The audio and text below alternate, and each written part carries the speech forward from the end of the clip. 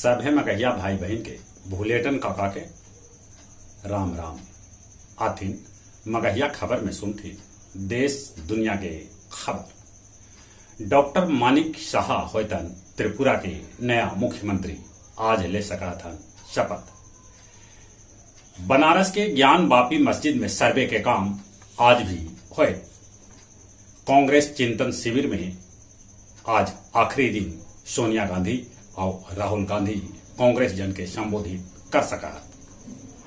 आज बिहार के 320 परीक्षा केंद्र पर 1.82 लाख अभ्यर्थी सीडीपीओ के परीक्षा में हो रहलन है शामिल। गेहूं के निर्यात पर सरकार लगावल रोक, कहे से कि एकरा से महंगाई रोकल जा सके। अमृतसर मेडिकल कॉलेज में लगल आग, बाकी जान माल के नुकसान के कोई खबर न है। दरभंगा के बिरौली थाना के सुपौल बाजार के शेखपुरा मोहल्ला में एगो मेहरारू अपन सौतन पति और सास के पेट्रोल छीट के जिंदा जरा दिलक, अपने भी वो जान हथ दिलक। रूस यूक्रेन के बीच लड़ाई के आज 81वां दिन है। लगतरिये हो रहल है दोनों तरफ से हमला। न्यूजीलैंड के प्रधानमंत्री जोनसीडा ऑर्डर कोरोना पॉजिटिव पावल गलन है। यूएई के राष्ट्रपति शेख मोहम्मद बिन जायद अल नाहयान के बनावल गए है। श्रीलंका में गैस सिलेंडर के भारी किल्लत हो गलक है। लोग लम्हर लाइन लगा रहलन है किरोसिन ऑयल ला।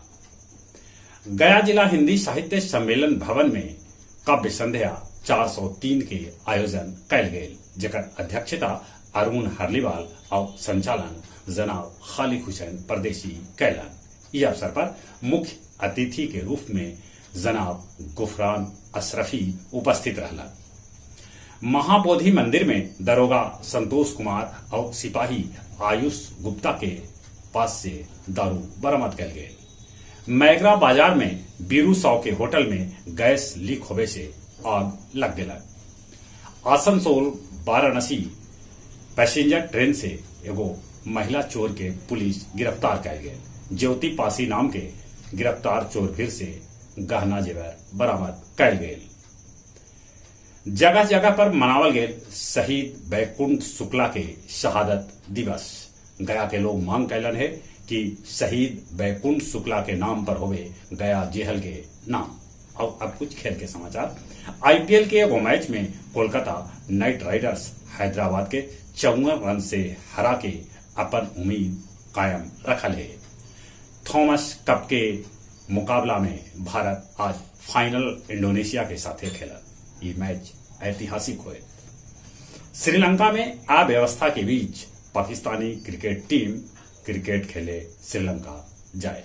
जहां तक मौसम के सवाल है, गर्मी है, गर्मी से बचते उन्हें कोरोना भी धीरे धीरे गोड़ पसार रहा है। कोरोना से बचे ले मुंह और नाक पर मास्क लगाते। चलिए एक बार फिर से अपने सभी के भूलेटन काका के राम राम।